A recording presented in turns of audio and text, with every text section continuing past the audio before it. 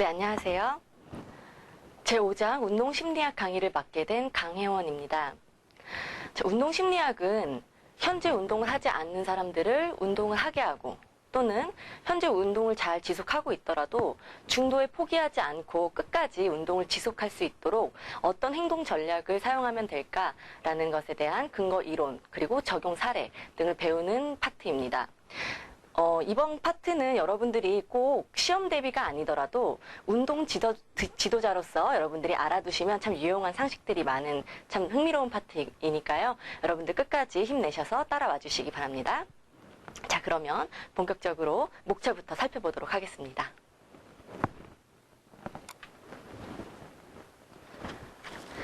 자, 강의 순서 먼저 살펴보겠습니다. 먼저 운동의 심리적 효과에 대해서 이해하고요. 다음으로는 다양한 운동 심리 이론들을 살펴보겠습니다. 그런 다음 운동 실천 중재 전략에 대해서 살펴보고 마지막으로 예상 문제를 통해 강의 내용을 확인하면서 이 시간을 마무리하도록 하겠습니다. 자, 먼저 운동심리학의 그 심리적 효과를 알아보기에 앞서서 우리는 먼저 운동심리학이 과연 무엇인지에 대해서 간략히 짚어보고 넘어가야 될 것 같은데요.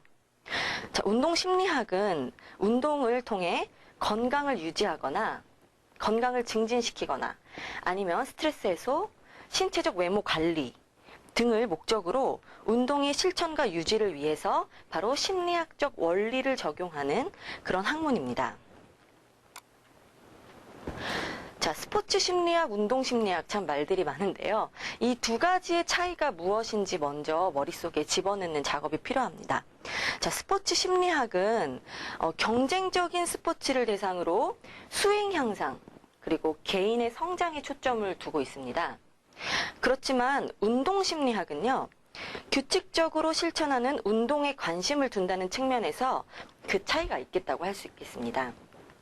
즉, 운동 실천과 심리적 그리고 정서적 변인 사이의 연관성들을 탐구하는 그런 학문이라고 볼 수 있죠.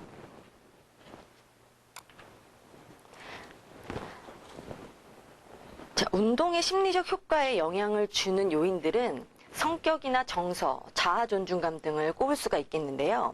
먼저 우리 제1장에서는 이러한 요인들이 구체적으로 어떤 영향을 미치게 되는지에 대해서 좀 더 자세히 살펴보도록 할 거예요. 그럼 다 같이 뒷장을 넘어갈게요. 자, 먼저 성격의 정의를 살펴보면 성격이라는 것은 개인의 체험을 형성하고 환경에 대한 반응을 조직하는 기초가 되며 비교적 안정적인 심리적 구조와 과정이라고 할 수 있습니다. 즉, 시간에 따라서 잘 변하지 않고 비교적 일관성을 보이는 개인의 독특감이 아주 성격의 중요한 특징이라고도 볼 수 있는데요.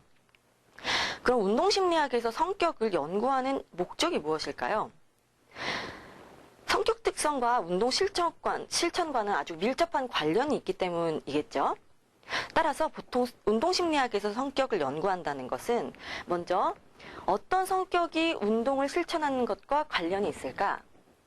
두 번째, 운동을 실천하는 것이 성격에도 어떤 영향을 줄까? 이렇게 두 가지의 목적을 가지고 성격 연구를 많이 진행을 하게 됩니다.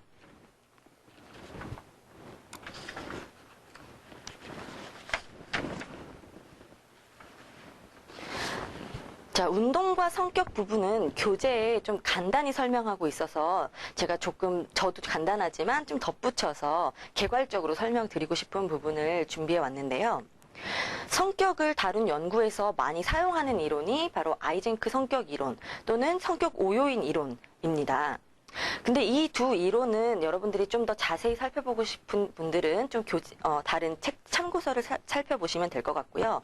이 두 이론에서 공통적으로 이야기하는 부분을 제가 오늘 설명을 드리고자 하는데, 결국 외향적인 사람이, 그리고 좀 성실성이 높은 사람이 반대로 내향적인 사람보다는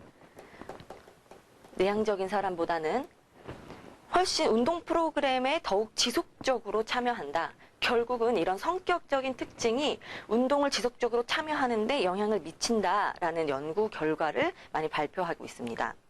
또한 정서적 불안정성, 우리가 불안을 느낀다거나 이따가 이제 뒤에 챕터에서 상태 불안, 특성 불안 이런 이야기도 같이 나눌 건데요.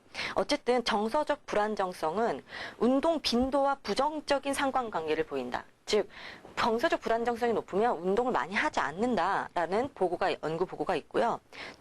대신에 장기간 운동 프로그램에 참여하면 정서적 불안정성을 낮출 수도 있다라는 보고가 제기되고 있습니다. 이렇게 성격의 다양한 요인들이 운동 참여에 영향을 주고 또 뿐만 아니라 어떤 성격적 특질은 운동을 통해 변화가 가능하다. 이것이 운동 심리학에서 성격을 연구하는 가장 큰 이유가 되고 있습니다. 자, 우리 성격에 대한 내용은 여기서 마무리하도록 하고요. 우리 다음에는 운동을 통해서 심리생리적 효과가 어떻게 나타나는지 같이 살펴보고자 합니다. 자, 운동을 통한 심리적 변화는 바로 생리적 변화를 동반하기 마련입니다. 따라서 여러 학자들이 운동을 통한 심리적 변화를 여러 근거가 될 만한 가설들을 통해 입증하려고 하기도 하고 또 우리들에게 제시해 주기도 하고 있습니다. 지금부터 여러 가설들의 내용을 조금 더 살펴보도록 하겠습니다. 자, 운동의 심리생리적 효과, 아까 말씀드린 것처럼 정서라든지 아니면 우울증이나 불안에 관련된 여러 가지 가설들, 여러분 지금부터 저와 함께 자세히 살펴보도록 할게요. 자, 본 교재에서는 운동의 심리생리적 효과를 설명하기 위해서 이 5가지의 가설들을 제시하고 있습니다. 그럼 하나하나 먼저 살펴볼 건데요. 먼저 열발생 가설입니다. 여러분들 너무 몸이 춥고 이렇게 딱딱하게 굳는 것 같으면 사우나 같은 데 가시잖아요.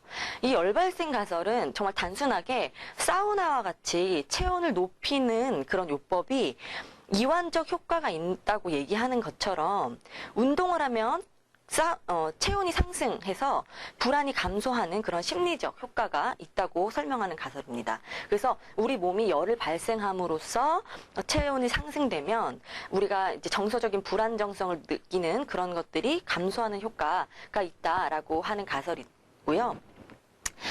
이 가설은 아직까지도 좀 검증을 하고 있는 단계라고 알고 있습니다. 그래서 이제 이론과 가설의 차이라고 한다면, 이론은 어떤 공식적인 여러 가지 연구에 의해서 이미 우리가 공식적으로 데이터베이스 될 만하다라고 생각할 때는 이론이지만, 아직은 그 이론화되기에는 아직 그 근거가 조금 모호하거나 부족할 때는 이제 가설이라는 말을 쓰는데요. 그래서 우리가 지금 보고 있는 파트에서는 조금 심리생리적 효과를 이렇게 이야기하면 될까라는 여러 가지 지금 현재 가설들을 배우고 있습니다. 그래서 첫 번째로 열발생 가설에 대해서 배워봤고요.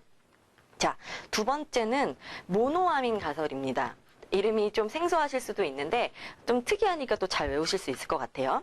자, 운동을 하면 이제 뇌에서 어떤 물질이 생성이 되는데, 세로토닌, 노르에피네프린, 그리고 도파민과 같은 뇌신경 전달 물질 덕분에 우울증 개선에 효과가 있다고 하는 가설입니다. 자, 이 말을 따르게 얘기하면, 운동을 하면은 이제 우리 신경 전달 물질이 분비가 되고요. 뉴런에서 수용이 막 촉진이 돼가지고 신경의 의사소통을 촉진시킨다는 것을 전제로 하고 있습니다.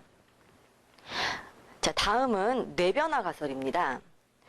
뇌변화 가설은 운동이 대뇌피질에 있는 혈관의 밀도를 높이고 뇌혈관의 확산 거리를 향상시켜서 결국은 뇌 구조에까지도 영향을 미친다라고 하는 가설인데요.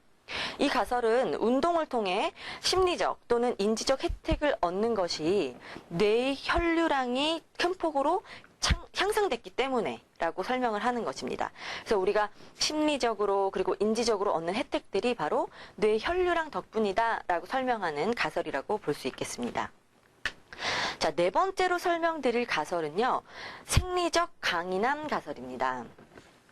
자, 이 가설은 운동이 상태 불안과 특성 불안을 감소시키는 이유를 이 심리생리적 측면에서 설명하는 것인데요.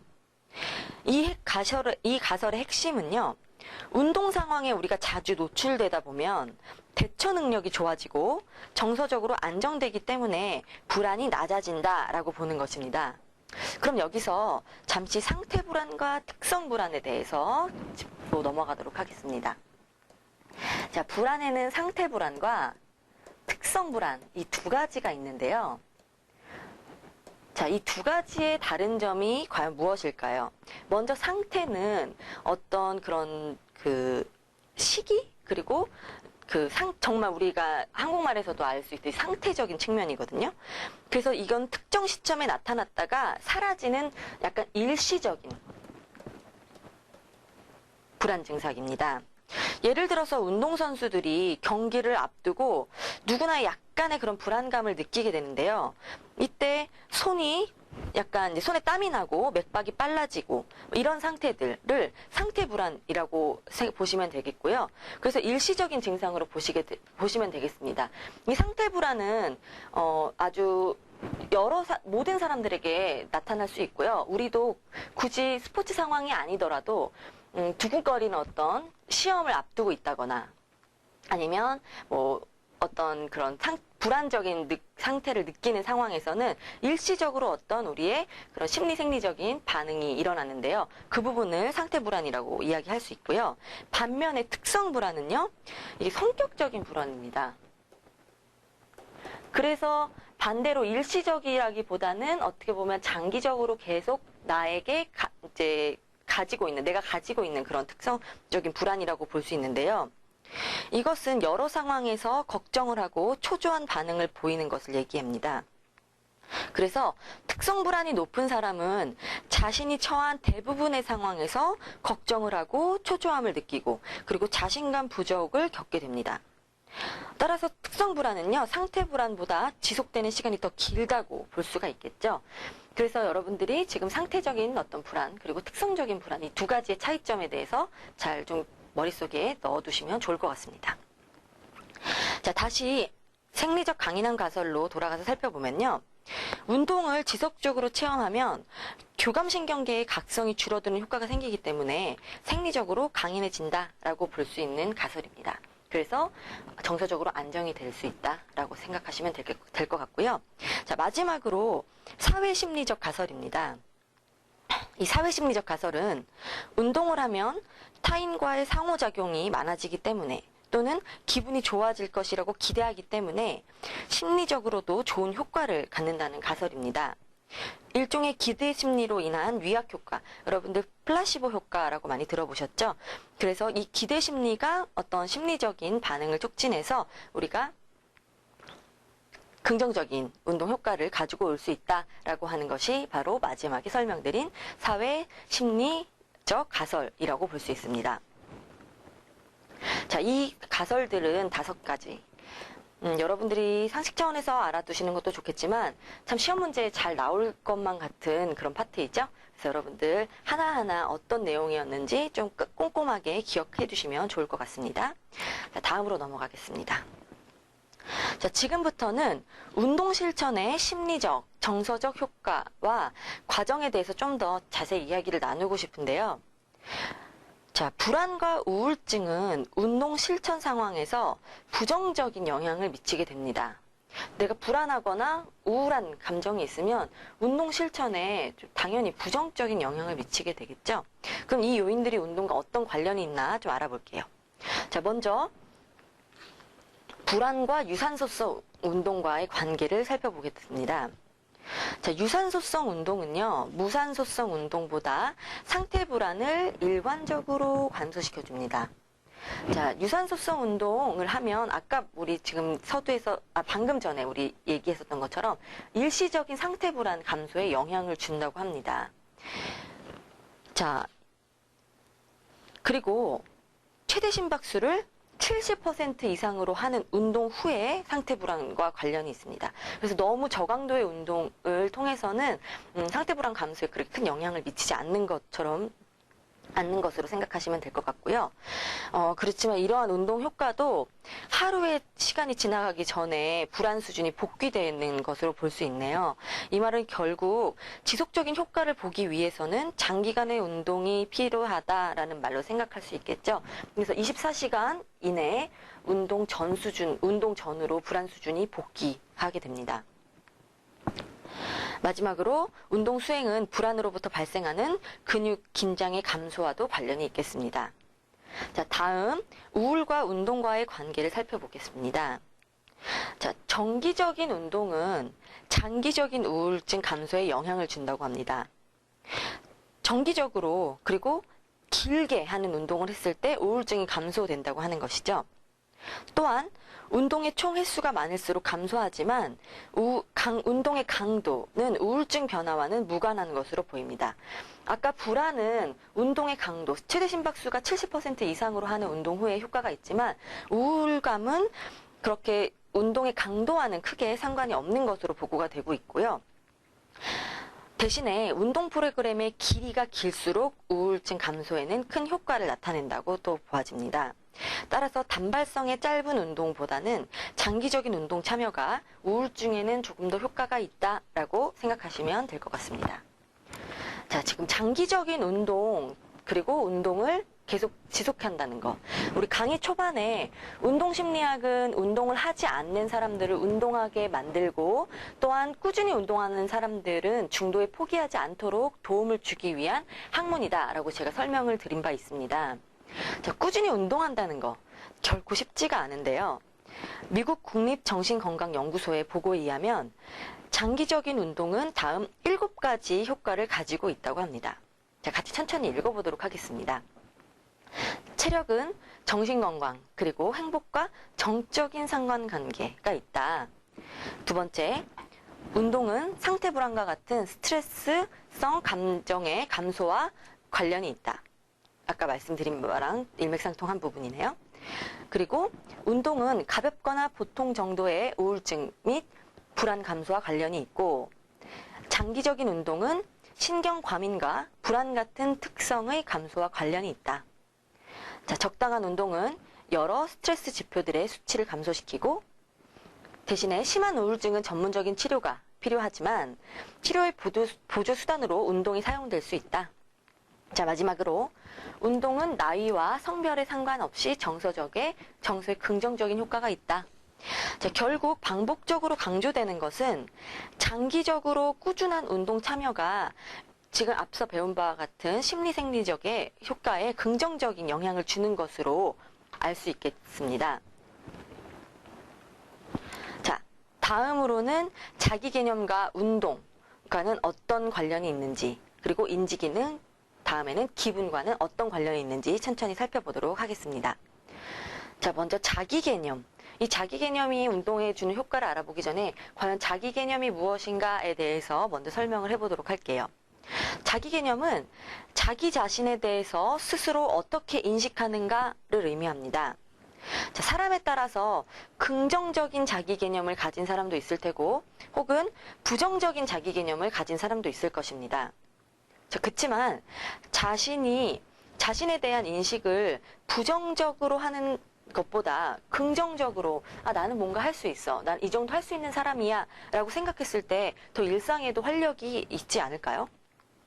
자, 이렇게 긍정적인 자기 개념을 향상시키는데 운동이 도움이 된다고 합니다. 자, 그 이유는 한번 처음부터 같이 볼게요. 자, 꾸준한 운동 실천은 자기 자신을 보다 긍정적으로 평가하는 데 도움이 된다고 합니다. 운동은 체력 향상, 목표 성취, 신체적 행복감, 자신감, 사회적 경험 등을 초래하여 긍정적인 자아 개념을 형성하게 하는데요. 운동을 하면서 목표를 성취하고 그리고 어떤 목표 설정에 도달하면 내가 이만큼 할 수 있다. 자기 신체 유능감 같은 것들이 발견되면서 점점 긍정적으로 나의 자기 개념을 쌓아가는 것이겠죠. 특히 이 자아 존중감이 아동에게 상당히 효과적이라는 측면에서 이 아동의 운동 참여가 매우 중요하다고도 볼 수 있겠습니다.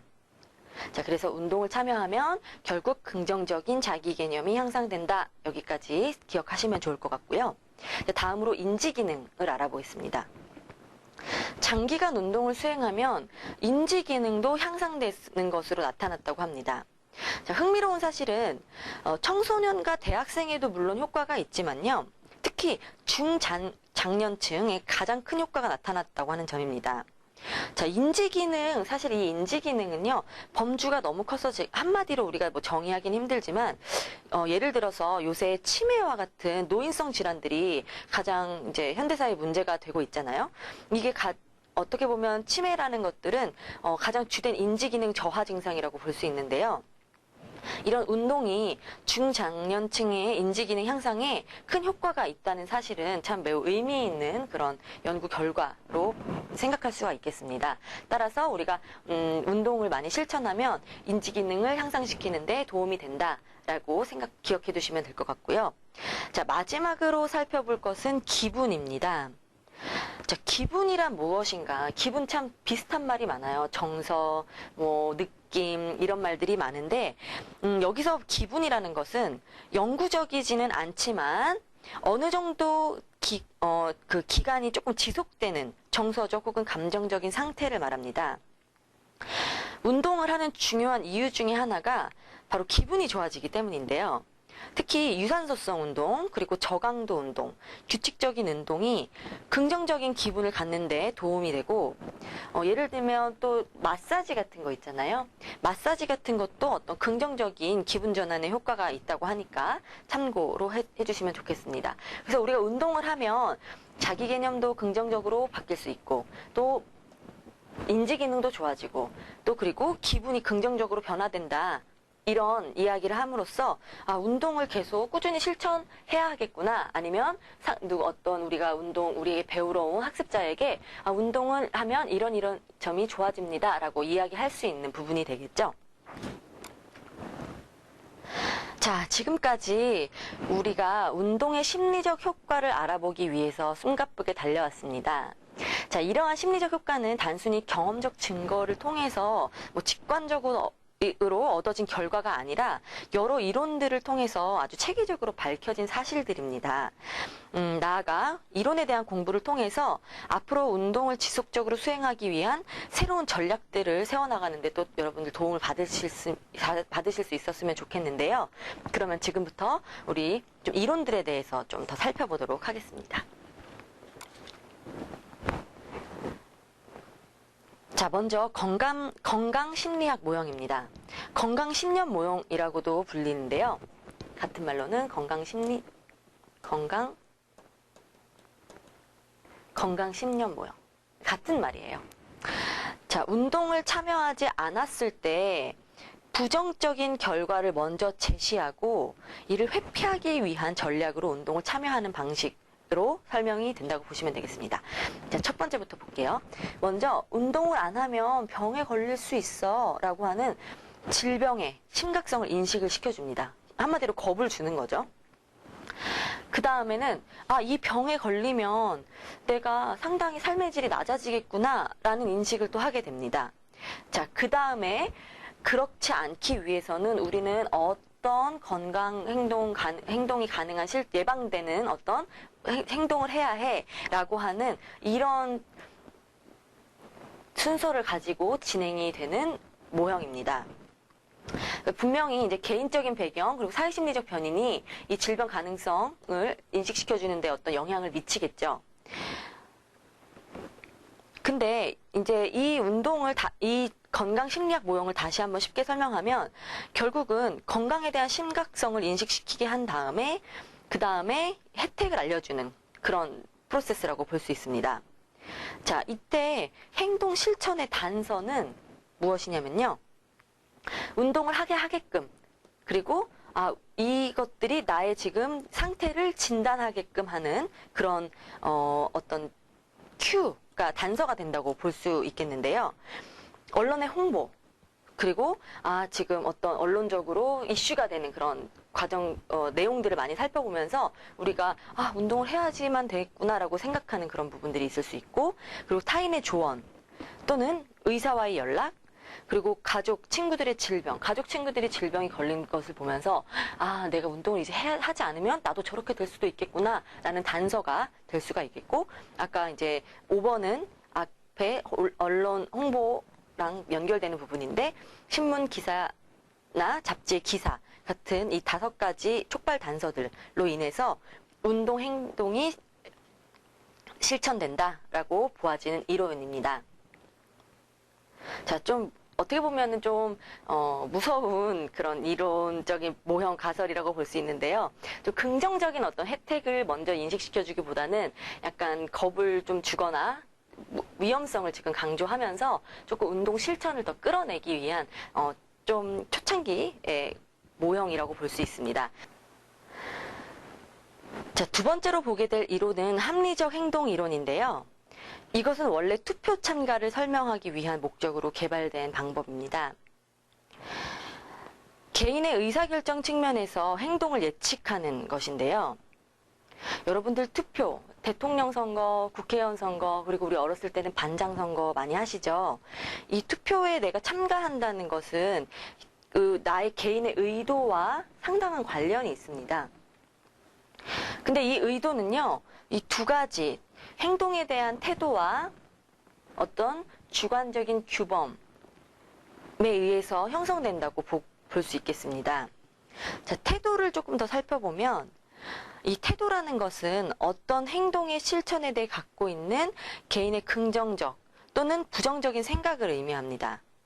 따라서 그 행동을 내가 실천했을 때 따르는 결과가 좋을까 나쁠까에 따라서 그런 평가가 자기 태도에, 행동에 대한 태도에 영향을 미치게 되고요. 주관적 규범은 어떤 행동을 하는데 사회적 압력을 얼마나 받는가의 의미가 있습니다. 주요 타자, 타인의 기대에 어떻게 생각하는지, 그리고 타인의 기대에 부응하려는 동기가 얼마나 지금 있는지에 따라서 이 주관적인 규범은 영향을 받습니다. 이러한 태도와 주관적 규범은 바로 의도에 영향을 미치고, 의도는 다시 행동에 영향을 미치게 된다는 것으로, 특히 이때 의도와 행동 사이의 시간차가 줄어든다면 행동 실천의 가능성을 훨씬 높일 수 있다고 이야기합니다. 그러나 우리가 의도가 있다고 해서 꼭 행동으로 이어지는 것 같지는 않습니다. 예를 들면 우리가 내 마음은 운동을 해야 한다고 생각은 하지만 그 모든 의도가 운동 실천이라는 행동으로는 이어지지 않는 경우가 많죠. 그래서 우리가 이렇게 운동 심리학을 공부하고 있는 이유이기도 하겠죠. 따라서 운동 실천의 가능성을 높이기 위해서 어떤 혜택을 인식시켜준다든지 아니면 지지를 해준다든지 하는 추가적인 노력이 필요할 것으로 보입니다. 자, 앞서 합리적 행동 이론처럼 운동을 꾸준히 반복해서 하는 행동을 예측하는 데는 한계가 있습니다. 의도 외에도 행동 실천에 영향을 주는 요인을 추가할 필요성이 있는데요. 이 때문에 합리적 행동 이론을 보완할 계획된 행동 이론 모형이 발표가 되었습니다. 이 이론은요, 앞에서 우리 설명해드린 합리적 행동 이론의 주요 개념인 지금 행동에 대한 태도, 주관적인 규범은 같이 공통적으로 들어가 있는데요. 여기서 하나 추가된 것이 뭐냐면 행동 통제 인식이라는 부분이 추가가 됐습니다. 자, 그럼 행동 통제 인식이라는 것이 무엇이냐라고 하면 이것은 개념적으로 약간 자기 효능감, 예를 들면 자신감, 자기 효능감,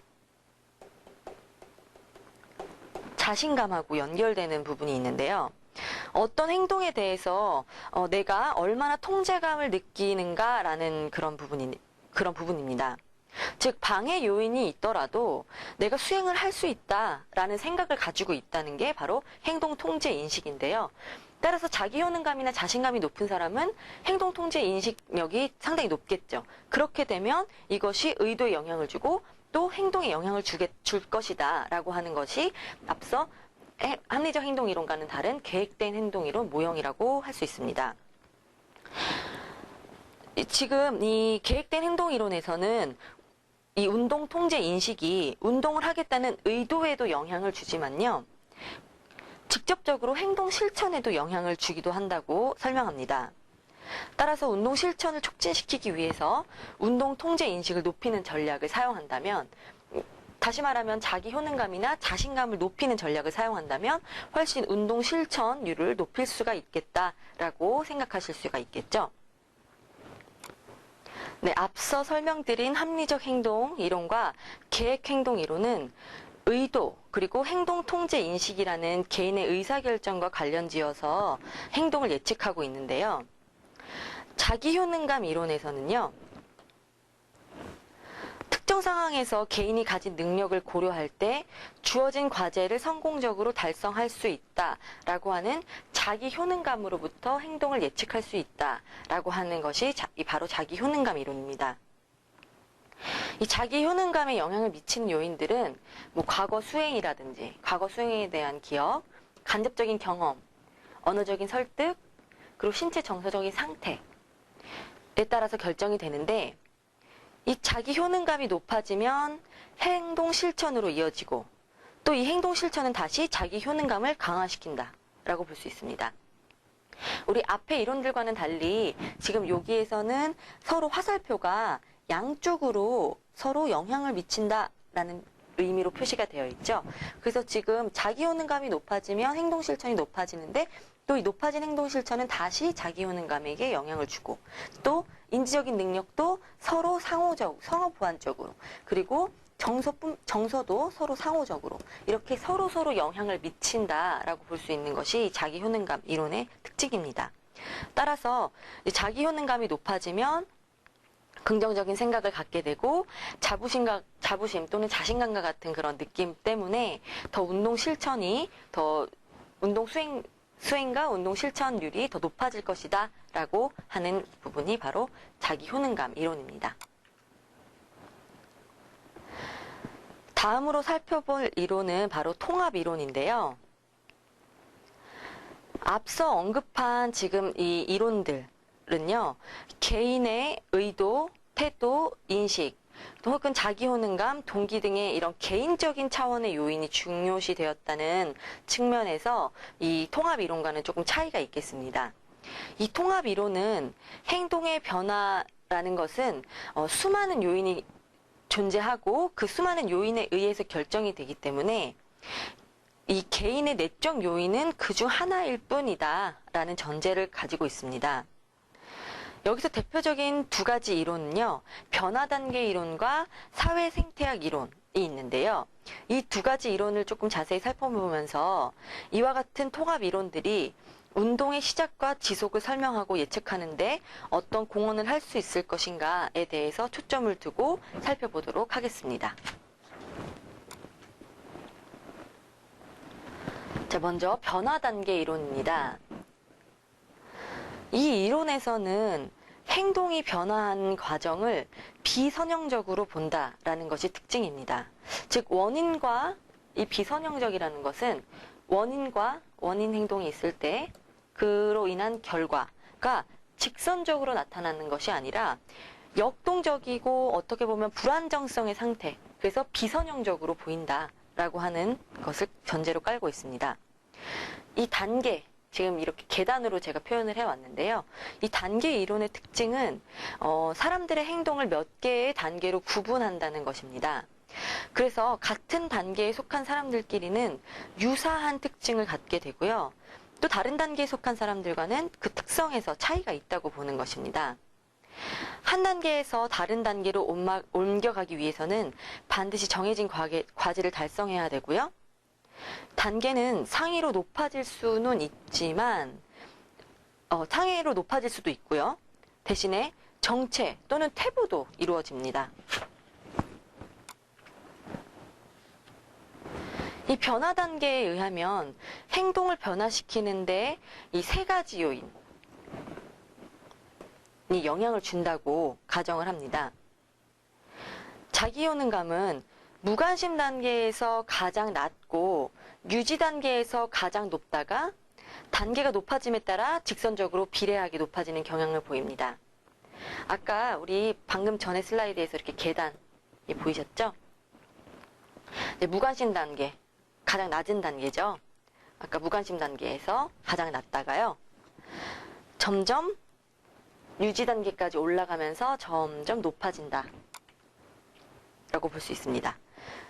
그리고 단계가 높아짐에 따라 직선적으로 비례하게 높아지는 경향을 보인다고 합니다. 자, 의사결정 균형 요인이라는 것은요. 먼저 이 의사결정 요인이라는 게 무엇인가 하면 원하는 행동을 했을 때 기대되는 혜택과 손실을 평가하는 것으로서요. 운동을 했을 때 얻는 혜택과 손실에 대한 생각이 운동의 지속과 그리고 시작에 영향을 준다고 보는 것입니다. 따라서 운동 단계가 높아질수록 자기가 인식하는 혜택은 증가하는 반면 손실에 대한 인식은 감소하는 경향을 보입니다. 따라서 단계가 높아지면 높아질수록 계속 운동을 더 지속하게 되는 효과가 있겠죠. 자, 마지막으로 변화 과정. 이 변화 과정이라는 것은 한 단계에서 다른 단계로 이동하기 위해서 사용하는 전략이고요. 체험적 과정과 행동적 과정으로 구분을 하게 됩니다. 자, 체험적 과정이라는 것은 운동에 대한 개인의 태도, 생각, 느낌을 바꾸는 것을 말합니다. 예를 들어서 운동에 관한 자료를 제공해 준다거나 아니면 운동을 시작한 사람들의 예를 이제 설명해 준다거나 하는 활동은 체험적 과정에 해당을 합니다. 근데 행동적 과정이라고 하는 것은 행동 수준에서 환경 변화를 유도하는 것을 말합니다. 예를 들면 운동복을 내 눈에 잘 띄는 곳에 걸어둔다랄지 아니면 우리가 TV 많이 시청하잖아요. 근데 TV 시청의 충동을 막기 위해서 리모컨의 배터리를 빼는 그런 행동적인 어떤 단서, 과정을 이야기한다고 볼 수 있습니다. 그래서 이 자기효능감과 의사결정, 그리고 의사결정 균형, 그리고 변화 과정, 이 세 가지 요인은 우리 행동을 변화시키는 가장 중요한 요인이다. 이 이론 안에서는요. 이렇게 우리가 행동을 변화시키는 세 가지 요인을 통해서 운동 실천을 지속시킬 수 있다라고 볼 수가 있겠는데요. 자, 이 단계별로 조금 더 자세히 살펴보도록 할게요. 자, 무관심 단계. 여러분들은 지금 이 설명을 들으시면서 나는 지금 어떤 단계인가 한번 생각해 보시는 것도 재밌을 것 같아요. 자, 무관심 단계는 사실 조금 더 설명을 드리면 현재 운동을 하지 않고 있으며 6개월 이내에도 내가 운동을 시작할 의도가 없다. 별로 운동과 관련된 행동 변화의 필요성을 나는 거부한다. 이런 상태가 지금 무관심 단계입니다. 그래서 이때의 의사결정 균형은 혜택이 더 많을까요? 손실이 더 많을까요? 당연히 손실이 많겠죠. 내가 운동을 하면 별로 얻을 게 없다 라고 생각하는데 왜 운동을 굳이 하겠어요? 6개월 이내에도 나는 운동을 시작할 의도가 없다라고 보는 거죠. 그래서 혜택보다 손실을 더 크게 인식해야지만 이 무관심 단계에서 벗어날 수 있고요. 따라서 운동으로 인한 혜택에 관한 정보를 제공하는 것이 이 무관심 단계를 조금 더 벗어나게 할 수 있는 전략으로 사용할 수가 있겠습니다. 자, 다음으로는 관심 단계입니다. 첫 번째 단계고 두 번째 단계. 자, 관심 단계라는 것은 현재 운동을 하고 있지는 않아요. 그렇지만 6개월 이내에 운동을 내가 시작할 의도를 가지고는 있어 라고 생각하는 분들이 관심 단계에 속하고 있는 건데요. 이 관심 단계에서 의사결정 균형은 어떻게 될까요? 혜택과 손실에 대한 의사결정 균형은 같다. 뭐 해도 좋고 안 해도 좋다. 뭐 이런 생각이겠죠? 그래서 이 관심 단계에 있는 사람들한테는 혜택에 대한 구체적인 생각을 이야기해 주는 것이 필요하고요. 또 하루 일과에 운동을 포함시키고 또 운동에 대한 조언을 구한다거나 하는 행동들이 이제 다음 단계로 넘어갈 수 있게 하는 중요한 행동 전략이라고 볼 수가 있겠습니다. 자, 여러분들 지금 본인은 어떤 단계에 속하고 있는지 한번 계속 같이 설명 들으시면서 생각해 보시기 바라요. 자, 다음. 자, 이제 3단계로 넘어왔습니다. 3단계는 준비 단계입니다. 자, 준비 단계는요, 현재 운동을 하고 있긴 있습니다. 그치만, 이제 가이드라인, 예를 들면 되게 주 3회, 1회 20분 정도 이상씩 하는 게 이제 가이드라인으로 보고 있는데, 이 기준을 충족하지 못하는 수준이고요. 그리고 대신에 30일 이내에는 가이드라인을 충족하는 수준으로 운동할 생각이 있다라고 보는 단계입니다. 이미 운동은 시작됐고요. 여기서는 혜택과 손실 그리고 이제 의사결정 균형은 어떻게 될까요? 네, 여기서는 이제 벌써 운동을 이미 시작하게 되어 있기 때문에 혜택이 조금 더 많은 의사결정 균형을 가지고 있다고 보시면 될 것 같고요. 운동을 할 준비는 이미 되어 있습니다. 이제 이미 하고 있고, 뭐, 하려고는 하나, 조금 자기 효능감이 낮은 상태라고 볼 수 있습니다. 그래서 이 준비 단계에 있는 우리 학습자, 그리고 운동 참여자들은 자기 효능감을 좀 높여주는 전략을 사용하면 계속 운동을 유지할 수 있을 것이다. 더 끝까지 지속할 수 있을 것이다. 라고 볼 수 있습니다. 이게 바로 준비 단계였고요. 자, 이제 네 번째, 실천 단계입니다. 자, 실천 단계는 벌써 가이드라인을 충족하는 수준으로 운동을 하고 있습니다. 근데 아직 실천 단계는 6개월 미만, 지금 한 3, 4, 5개월 정도 열심히 운동하시는 분들은 실천 단계에 지금 속해 있는 분들이라고 보시면 되겠고요. 이분들은 운동에 대한 동기도 충분하고요. 운동에 대한 투자도 많이 했습니다. 따라서 운동으로 인해서 손실보다는 혜택을 더 많이 인식합니다. 아까 준비 단계보다 훨씬 더 혜택에 대한 인식도가 높겠죠. 그런데 이 시기에는 참 함정이 있습니다. 함정이 있다는 것은 이 시기에 가장 후퇴할 가능성이 높다는 거죠. 따라서 이전 단계로 후퇴하지 않도록 해주는 게 가장 중요한 중재 전략이고요. 따라서 운동 실천을 방해하는 요인을 제거하는 것이 좋습니다. 그래서 뭐 동반자를 세운다거나 아니면 장기적인 목표를 설정해서 스스로 격려하고, 또 스스로 격려하기 좀 참 힘들죠. 그래서 아까 말씀드린 것처럼 동반자로부터 지지를 얻어내는 그런 그 전략들이 계속 실천 단계를 이 다음 단계인 유지 단계까지 끌어올릴 수 있는 전략이라고 보실 수가 있겠고요. 자, 드디어 유지 단계입니다. 유지 단계는 이제 가이드라인 아까 말씀드린 것처럼 주 3회 이상, 뭐 한 번 할 때 20분 이상 정도 하는 것을 이제 가이드라인으로 본다면, 그것들을 충족하는 수준으로 운동을 6개월 이상 꾸준히 해오신 분들을 이제 꾸준히 해온 사람들이 유지 단계에 속한다고 볼 수가 있겠는데요. 이분들은 오히려 실천 단계보다는 운동이 안정 상태에 접어들었기 때문에 하위 단계로 내려갈 가능성은 좀 낮습니다. 여기 슬라이드에 잘못 나와 있네요. 여러분들 졸지 마시라고 다르게 써왔다고 보아주시면 좀 감사할 것 같고요. 하위 단계로 내려갈 가능성은 낮습니다. 오히려 실천 단계가 높았고요. 이제 운동을 못하게 되는 상황을 미리 파악해가지고 준비하는 것이 좋고요. 이때는 이미 자기가 어느 만큼 충족하는 수준이 되어 있기 때문에 계속 유지를 할 수 있도록 할 수 있는 행동 전략은 자신감을 높인다거나 아니면 다른 사람의 운동 멘토로서 본인이 스스로 어떤 역할을 부여한다면 훨씬 끝까지 운동을 지속할 수 있고 또 흥미롭게 연결해 나갈 수 있는 그런 행동 전략이 될 것이라고 볼 수 있습니다. 여러분들 지금 이렇게 운동 단계적으로 운동 단계 변화를 보셨는데요. 지금 본인은 어떤 단계에 속해 있는지 한번 생각을 해보시면 재밌을 것 같아요. 그래서 지금 내가 이게 우리가 운동 참여자에게도 우리가 이야기할 수 있지만 내 스스로 나는 어떤 단계인지 파악해서 내가 운동 실천율을 더 높일 수 있도록 어떤 행동 전략을 나에게 주면 좋을까라고 생각하시는 것도 상당히 학습하는 데도 도움이 되고 또 쉽게 기억이 나실 것 같아요. 그래서 내 지금 상황에 좀 내 상황을 생각하셔서 기억하시는 것도 좋은 방법이 될 것 같습니다. 자, 변화 단계 이론은 여기서 마무리하고요. 자, 다음은 이제 사회 생태학 이론으로 넘어가겠습니다. 자, 변화 단계 이론까지 포함해서 아까 앞에 합리적 계획행동 이론, 그리고 계획행동 이론, 그 자기 효능감 이론 모두 지금 다 변화 단계 이론까지 포함해서 지금까지 말씀드렸던 그 이론들은 운동 실천이 어떤 개인의 생각과 감정에 의해서 결정되는 것으로 좀 보고 있습니다. 개인이 강조됐다는 거죠. 그렇지만 이 생태학 이론은 개인 차원의 요소도 행동에 영향을 주긴 주지만 여러 수준의 영향 중에 하나이다. 전부가 아니다라고 보는 겁니다.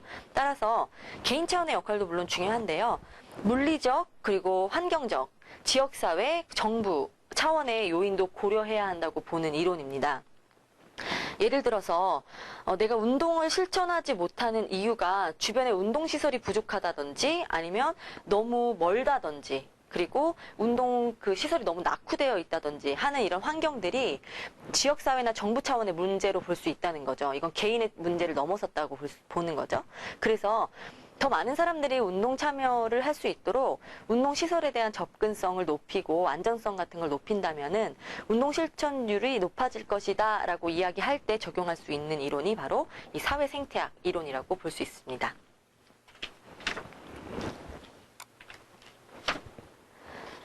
자, 우리 지금까지 이런 이론들을 살펴보면서 운동을 지속적으로 실천하고 수행하기까지 어떤 식으로 내가 운동 참여자에게 피드백을 주면 좋을지 혹은 내 본인에게 피드백을 주면 좋을지 생각해 보셨을 거라고 생각해요. 근데 이제 조금 더 구체적인 중재 전략을 살펴볼게요. 아까 우리 살펴봤던 건 이론적인 부분이라면 좀 실전적으로 내가 현장에서 사용할 수 있는 중재 전략에 대해서 지금부터 간략하게도 살펴보도록 하겠습니다. 자, 먼저 중재 전략이 개인 차원의 중재 전략을 먼저 살펴볼게요. 자, 중재 전략이라고 하는 것은 어떤 정말 중간자적인 어떤 큐의 역할이 되거든요. 그래서 단서가 되는 거죠. 그래서 그 단서가 나의 운동 지속 실천을 더 유지하게 하느냐 아니면 중도 포기하게 하느냐라는 걸 결정시켜 줄 수 있는 아주 중요한 요인이라고 볼 수 있는데요. 자, 먼저 지도자 요인을 한번 보겠습니다. 자, 지도자는 운동 실천하는데 사실 엄청나게 중요한 역할을 하게 됩니다. 그래서 우리가 운동 지도자가 나와 잘 맞고 나를 잘 인정해주고 나를 지지해준다면 운동 실천율은 점점 높아지겠죠. 하지만 내 지도자가 나에게 관심도 없고 맨날 하면 나를 혼내고 이렇게 계속 부정적인 영향만 준다면 아마 운동 실천을 계속하기 힘들지 않을까요? 그래서 이 지도자의 리더십에 대해서 한번 살펴보도록 할게요. 자, 풍부한 리더십, 정말 좋은 리더십을 가지고 있는 지도자는 먼저 회원의 이름을 부릅니다. 회원 사람을 개인적으로 기억한다는 얘기가 되겠죠. 그리고 수업 전이나 중간 그리고 후에 대화를 나눕니다. 그런데 이때 대화는 뭐 사담이 아니고요. 어떤 운동에 대한 피드백이나 아니면 운동에 대한 좋은 정보들이랄지 그 운동 행동에 관련된 더 흥미를 이끌 수 있는 그런 대화로 좀 구성이 되겠고요. 대화를 나누면서 그 운동과 그 인간관계 사이의 간극을 메우는 역할을 잘하는 사람이 리더십이 풍부하다고 볼 수 있겠습니다. 그리고 좋은 행동은 아주 구체적으로 칭찬을 해줍니다.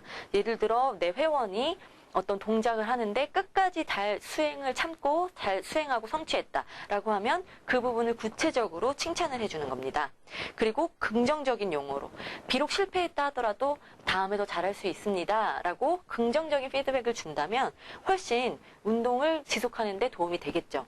그리고 실수를 드러내지 않고 운동이 끝나면 칭찬해준다. 이런 것들이 풍부한 리더십을 가진 지도자의 특징입니다. 반면에 빈약한 리더십, 정반대의 개념이라고 보시면 돼요. 완전히 둘이 상반됩니다. 회원의 이름 부르지 않습니다. 개인에 대한 관심이 없는 거죠. 기억을 못해요. 기억을 못하는 건지 안 하는 건지 모르겠지만 부르지 않고요. 수업 전이나 중간 후에 대화가 없습니다. 상당히 딱딱한 분위기를 만들 수 있어요. 그러면 학습자 그리고 참여자는 괜한 긴장감을 느낄 수 있습니다. 그리고 좋은 행동을 해도 칭찬하지 않습니다. 우리 운동을 지속 수행하는데 또 중요한 부분들이 피드백인데요. 내가 지금 잘하고 있는 건지 참여자들은 상당히 궁금증을 많이 느끼게 됩니다. 저도 현장에서 많이 지도를 해보면 좋은 수행을 했을 때 혹은 뭐 좋지 않은 수행이더라도 그 참여자에게 정확하게 이야기해주는 것이 상당히 중요합니다. 본인의 상태를 체크하고 파악하기 위해서도요. 자, 그리고 기술 수행, 실수를 해도 말이 없습니다. 계속 피드백이 없다는 소리죠. 그리고 부정적인 용어로 지도합니다. 이거는 뭐 리더십뿐만 아니고 여러 현장에서도 부정적인 용어로 뭔가 지시한다는 것은 지도자의 아주 좋은 태도는 전혀 아니겠죠. 그리고 지도 내용이 구체적이지 않습니다. 그리고 실수를 지적하고도 운동 후에 열심히 했다고 노력했다. 실수를 지적했으면 벌써 그 참여자는 조금 창피하거나 아니면 좌절감 뭐 이런 부정적인 감정을 느끼게 되는데 그걸 다시 메이크업 해주는 어떤 이야기를 하지 않고 그냥 끝 내버리면 이 참여자는 다시 운동을 지속하고 싶어 하지 않겠죠. 따라서 이런 빈약한 리더십의 지도자를 만난다면 운동을 계속 실천할 수 없겠죠. 상당히 큰 영향을 미치게 됩니다. 따라서 지도자의 리더십, 풍부하냐 빈약한 리더십이냐에 따라서 우리는 운동을 계속 실천하는데 도움을 주느냐, 주지 못하느냐에 영향을 받게 됩니다. 자, 다음으로는 집단 응집력입니다.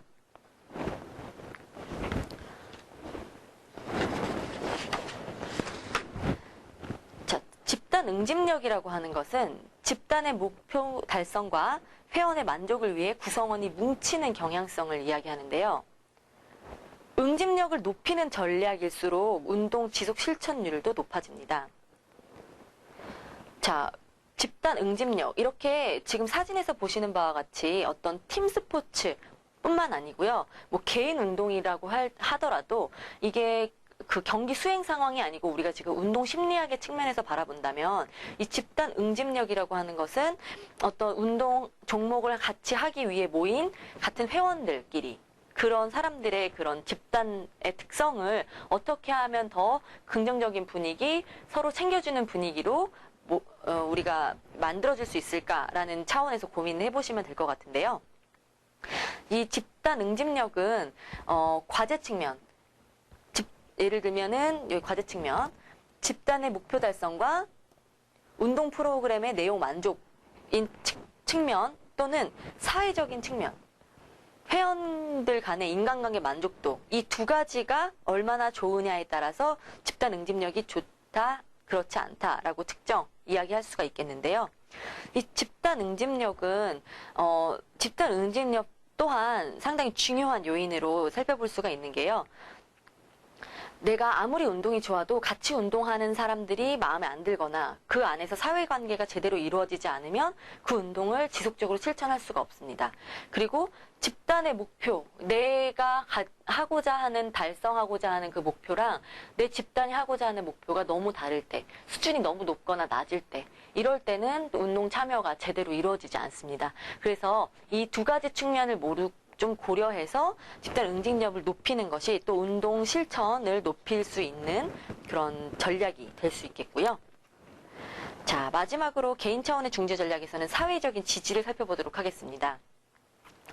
자, 사회적인 지지라는 것은 다른 사람으로부터 받는 편안함, 그리고 내가 사랑받고 있다는 인식, 그리고 도움이나 정보를 받는 것 등을 그런 느낌들을 의미하는데요. 이 사회적인 지지가 많아질수록 운동량이 높아집니다. 그 사회적인 지지의 그 구체적인 내용들을 살펴보면요. 먼저 도구적인 지지. 이 도구적인 지지는 실질적인 행동으로 지지를 제공하는 것을 의미합니다. 뭐 가령 웨이트 트레이닝 같은 것을 할 때 보조적인 역할을 해준다든지 아니면은 운동하는 그 장소까지 태워다 준다든지 하는 그런 지지를 제공한다면 훨씬 운동 지속에 좋은 영향을 미칠 수가 있고요. 자, 두 번째로 정서적인 지지입니다. 바로 정서적인 지지가 바로 아까 말씀드린 것처럼 어떤 편안함, 사랑받고 있다는 인식 이런 것들과 연결이 되겠는데요. 다른 사람을 격려하고 걱정하는 과정에서 생기는 지지를 의미합니다. 그래서 운동 참여자의 노력에 대한 칭찬과 격려를 해주고 이 참여자가 어려움을 호소할 때 같이 걱정을 해주는 등의 지지가 이제 운동 실천율을 높일 수 있는 또 하나의 방법이 되겠고요. 자, 세 번째, 정보적인 지지입니다. 정보적인 지지는 운동 방법에 대한 안내와 조언을 하고 그 진행 과정에 대한 피드백을 진행하는 것인데요. 이건 운동 지도자들이 가장 정확하게 줄 수 있는 정보겠죠. 그래서 따라서 운동 지도자가 어떤 그 개인적인 차원에서의 관심뿐만 아니라 정확한 정보를 제공해주고 어떤 지적인 욕구, 운동을 통한 지적인 욕구를 충족시켜 줄 때 상당히 운동 실천을 계속 지속할 수 있는 아주 좋은 전략이 될 것이라고 생각할 수 있습니다. 자, 네 번째는 동반자적 지지입니다. 운동할 때 동반자 역할을 하는 사람이 있는가에 대한 여부를 말하는 건데요. 동반자가 있다면 피로와 지루함을 줄일 수가 있고 운동의 재미가 더 커지기 때문에 지속 실천에 도움이 될 것이다 라고 보는 것입니다.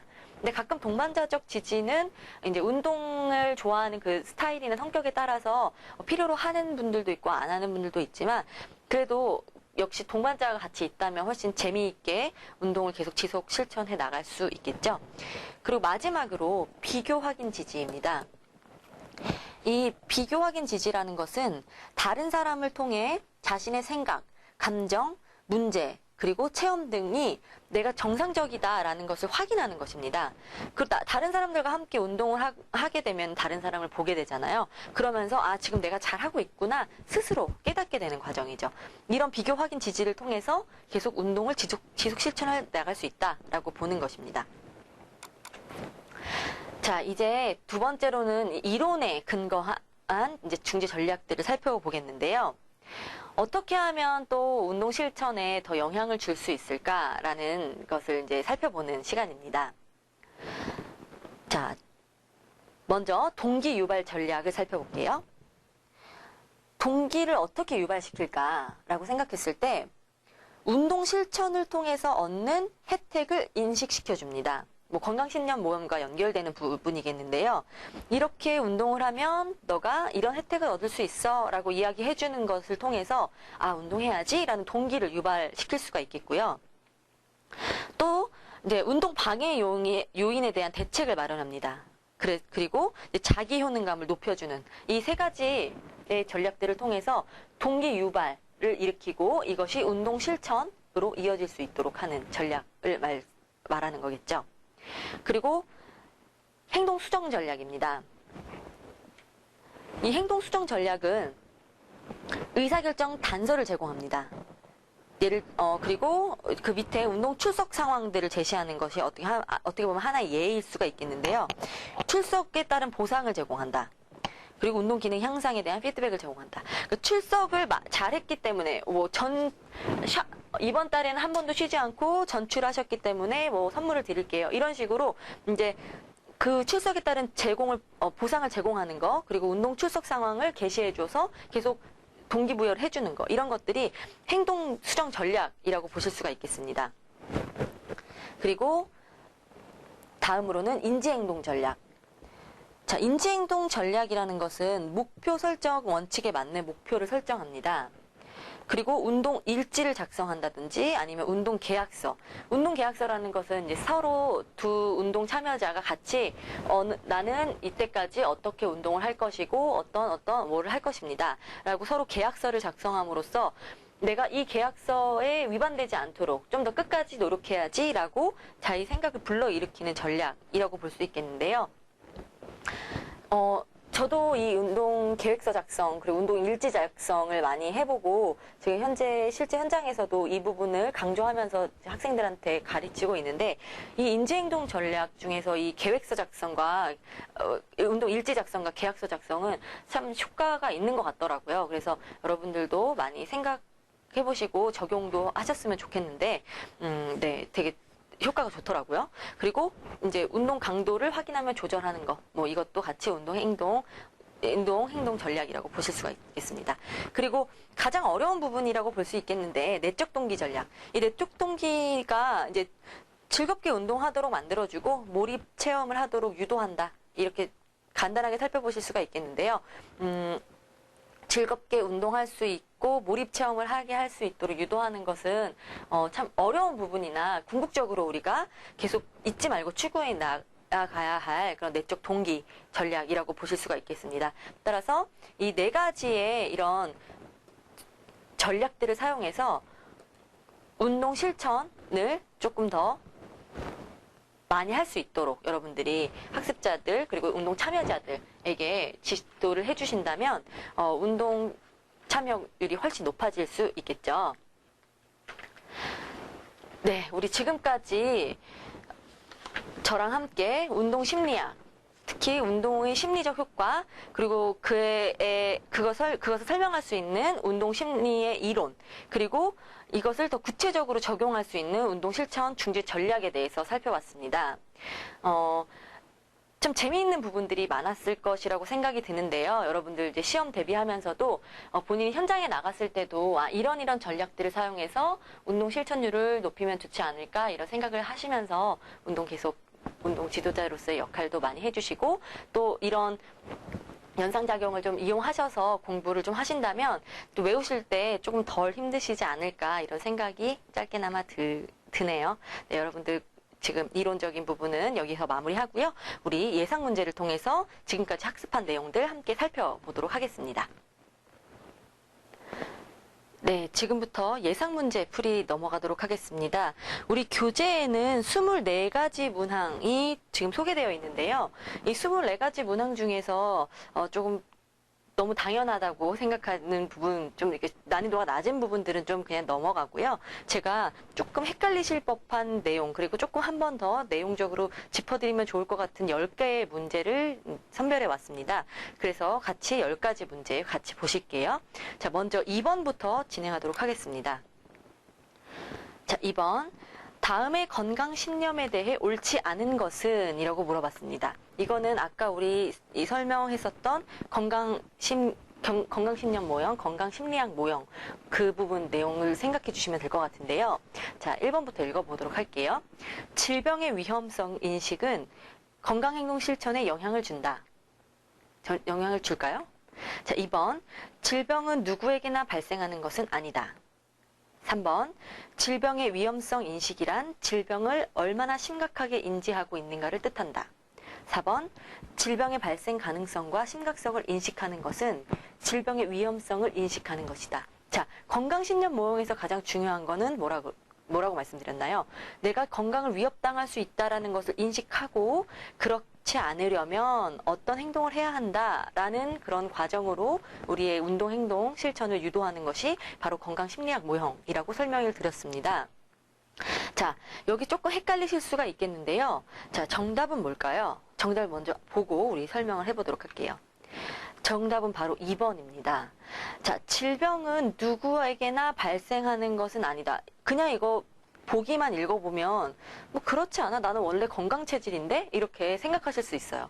근데 지금 이 건강신념 모형에서는 이 기본적으로 가정하고 있는 것이 뭐냐면 이 예방 목적이 있는 이런 건강 행동의 실천 여부에서 누구나 질병에 걸릴 수 있고 한 번 걸리면 위험하다는 그 인식을 해주는 거, 인식을 시켜주는 거.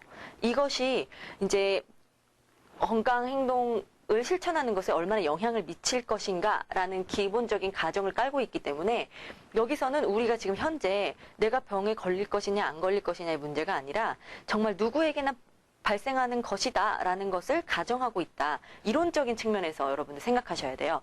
따라서 지금 정답은 2번. 그리고 나머지 내용들은 질병의 위험성을 인식하고 그리고 그 위험성에 대해서 내가 지금 여기 그 보기에는 나오지 않았지만 혜택, 내가 이 건강 행동을 건강의 위협적인 부분들을 내가 잘 이겨내기 위해서 어떤 행동을 해야 한다라고 생각하는 것, 여기까지 생각해 주시면 좋을 것 같고요. 그래서 정답은 2번. 질병은 누구에게나 발생할 수 있는 것이다 라는 것을 전제로 깔고 간다는 것, 건강신념 모형, 건강심리학 모형 잊지 마시기 바랍니다. 자, 다음 문제로 넘어갈게요. 자, 다음 보기에서 가로 안에 들어갈 적절한 말은? 이라고 이야기했습니다. 자, 가로 한번 가로 나와 있는 부분 읽어볼게요. 특정 상황에서 주어진 과제를 성공적으로 수행할 수 있다는 개인의 믿음을 말하며 뭐뭐뭐가 높을수록 실제 행동 가능성이 높아진다. 자, 뭘까요? 바로 자기 효능감이죠. 자, 지금 이 노란색 네모칸에 나와 있는 게 바로 그 자기 효능감의 정의라고 볼 수 있습니다. 그리고 아까 말씀드린 것처럼 내가 자기 효능감이 높다고 한다면, 자신감 같은 부분이 높다고 한다면 운동이 실제적인 행동으로 연결될 가능성이 높다고 우리 이미 앞에서 이론에서 배웠습니다. 그래서 자기 효능감 이론도 하나의 그 이론으로 저희가 같이 살펴봤는데요. 그래서 내가 어떤 특정 상황에서 주어진 과제를 성공할 수 있다는 그런 개인적인 믿음은 결국 실제로 운동 수행을 하게 될 가능성이 높아집니다.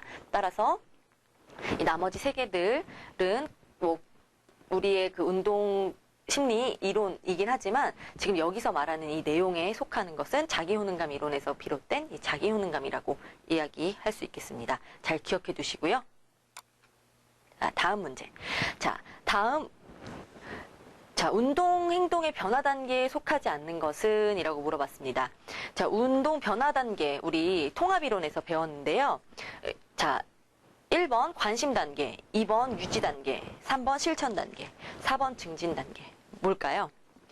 자, 우리 지금 이 예상 문제는 우리가 운동 지도자로서 우리 현장에 나가는 것도 이제 궁극적으로 대비하시면 좋겠지만 사실 시험에 대비해야 된다는 또 우리의 그 한 가지 어떤 상황이 있죠. 그래서 지금 이 단어들 교묘하게 조금 하나를 틀어놓은 부분이 있어요. 그래서 다 맞는 말 같죠? 아까 대충 읽어보면 슬쩍 맞는 말 같은데 사실 증진 단계는 없습니다. 유지 단계겠죠. 그래서 이제 관심 단계 이전에 무관심 단계가 하나가 더 있죠. 관심이 아예 없죠.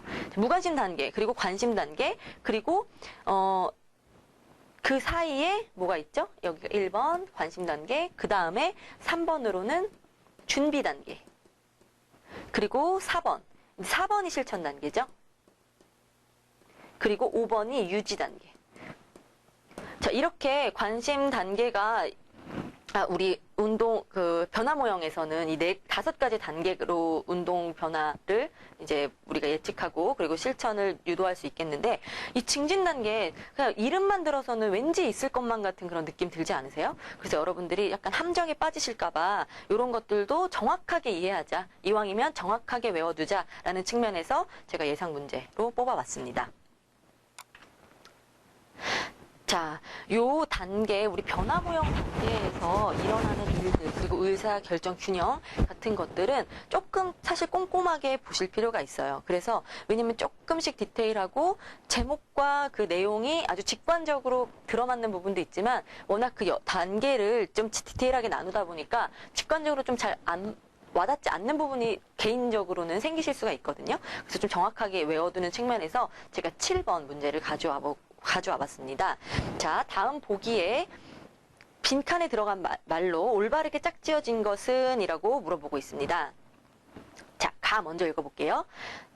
가라고 말하는 단계는 현재 운동을 하지 않지만 6개월 내에 운동을 시작할 의도가 있는 것을 의미하며, 자, 나 단계라 운동을 할 준비가 되어 있지만 권장 운동량을 충족시키지 못한 것 같은 단계를 말한다.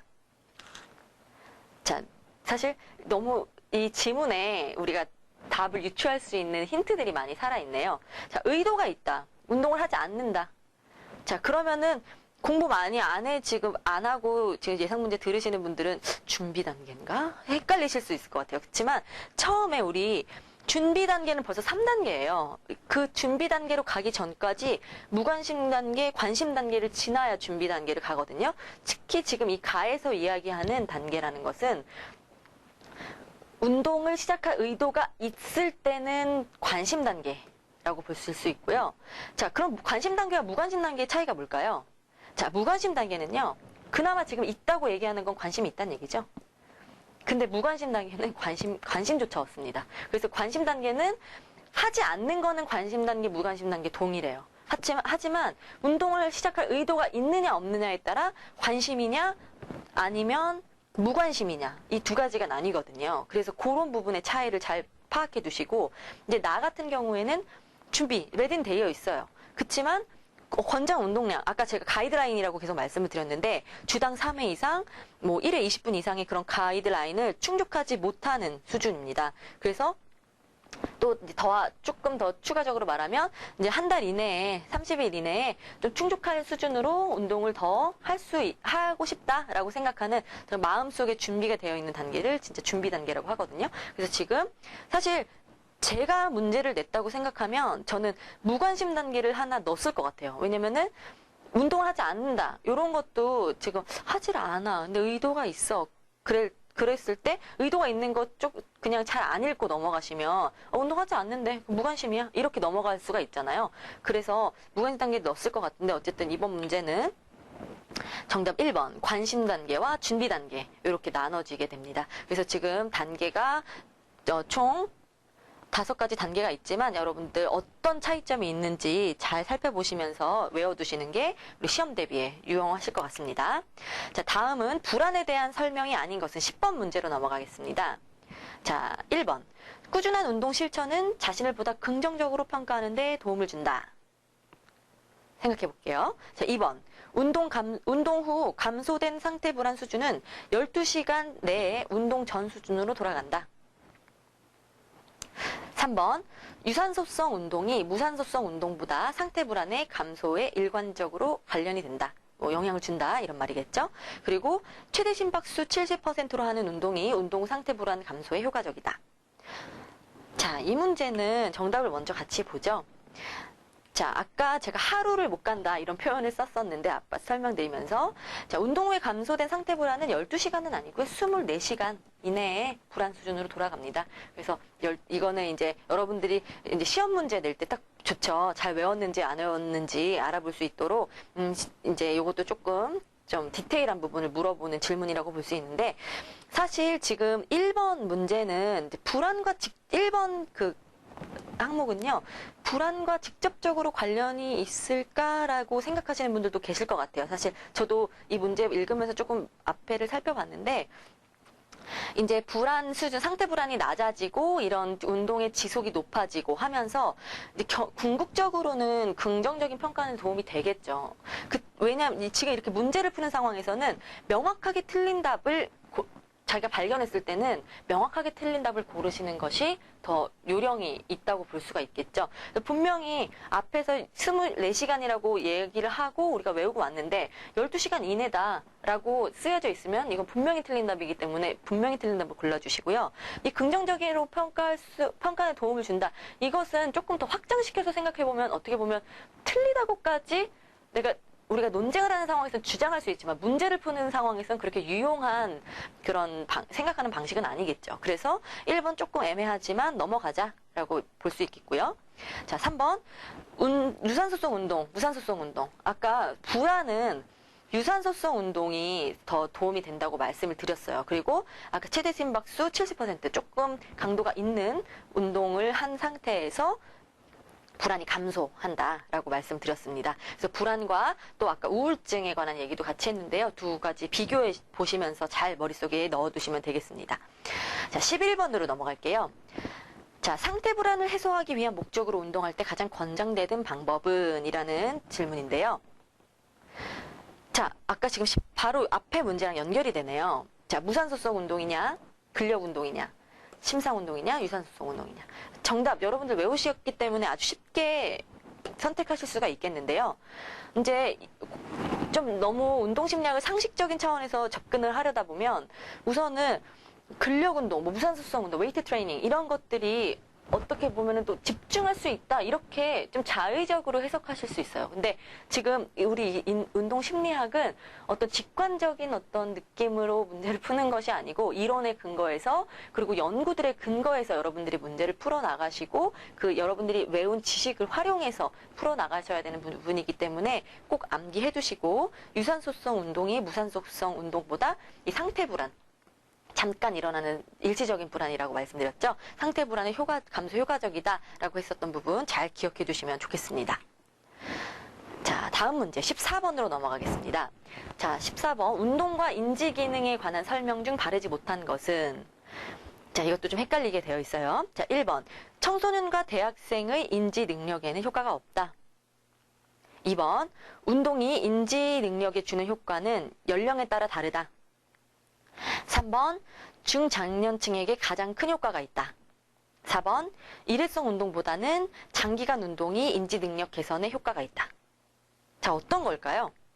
자, 이 문제를 좀 가져온 이유가 여러분들 항상 이렇게 사지선다 문제 풀 때 뭐 가장 큰 이렇게 좀 뭔가를 강조하는 부사들 들어가면은 사실 고르지 않는다, 함정이다 이렇게 생각 많이 하시잖아요.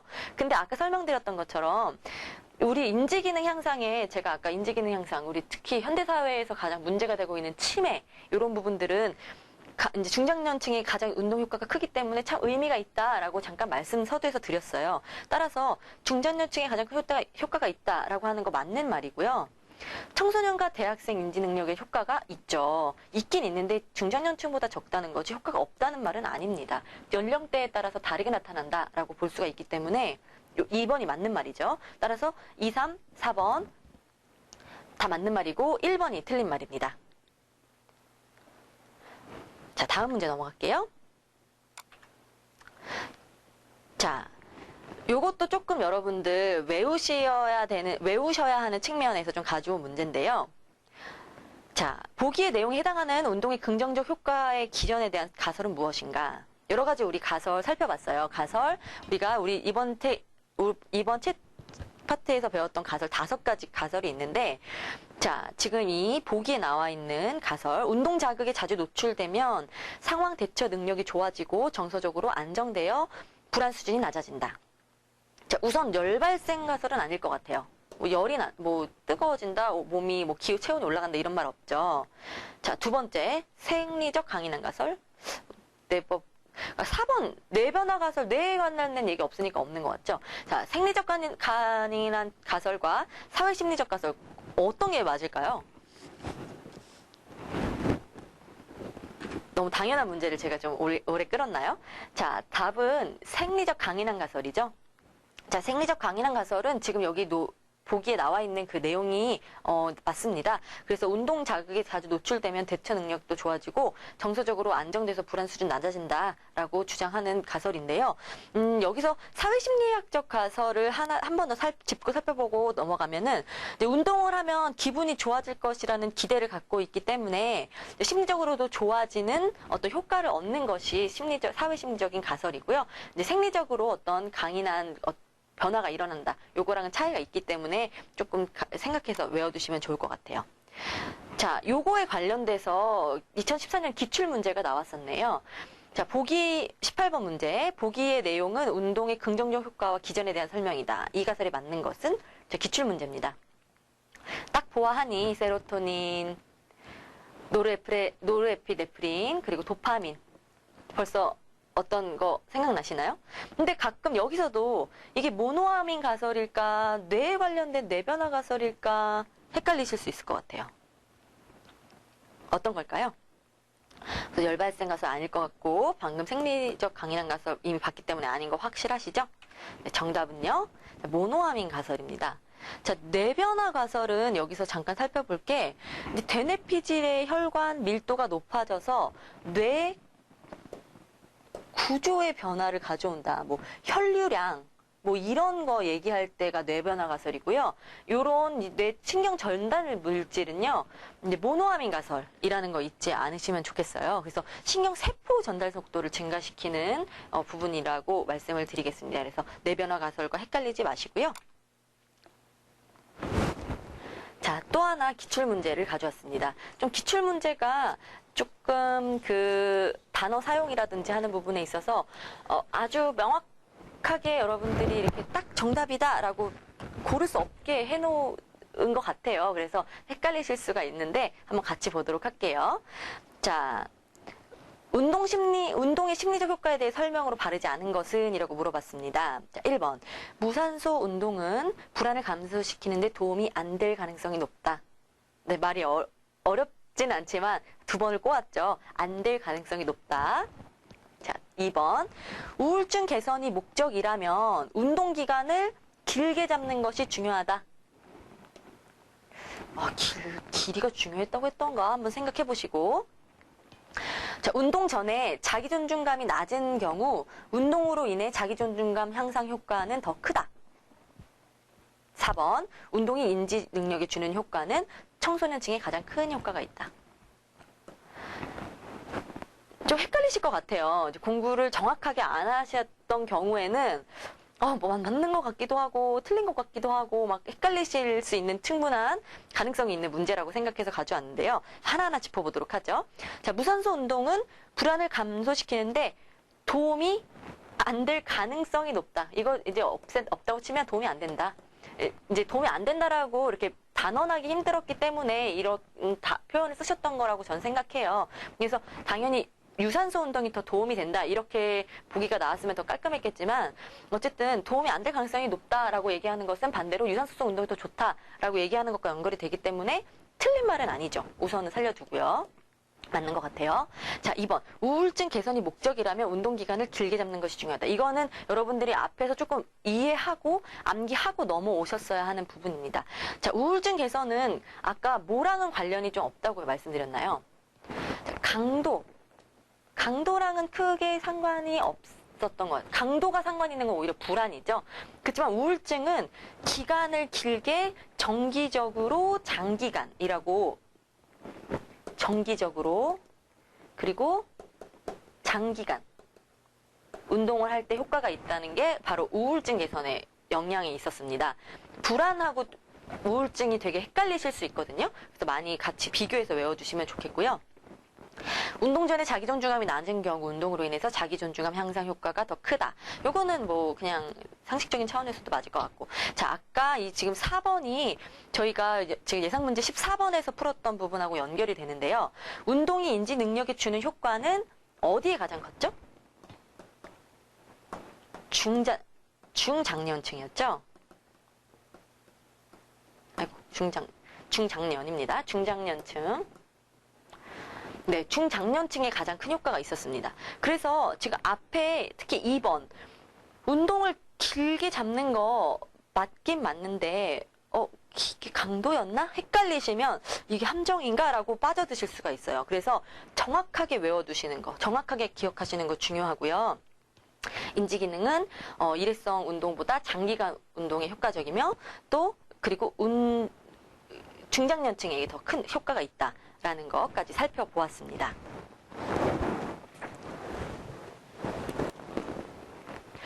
자, 긴 시간 동안 저와 함께 운동 심리학에 대해서 여러분들 살펴보았는데요. 지금 운동 심리학의 효과, 그리고 운동 심리학 이론, 또한 운동 실천 중재 전략까지 살펴보았는데요. 여러분들 참 긴 시간 동안 저랑 이 운동 심리학에 대해서 공부하시느라고 고생 많으셨고요.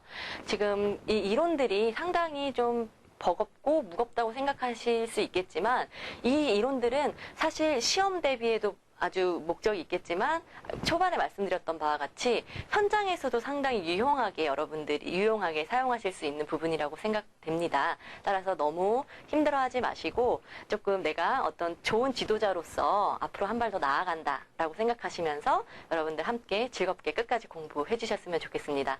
네, 그러면 오늘 강의 여기서 마치겠습니다. 감사합니다.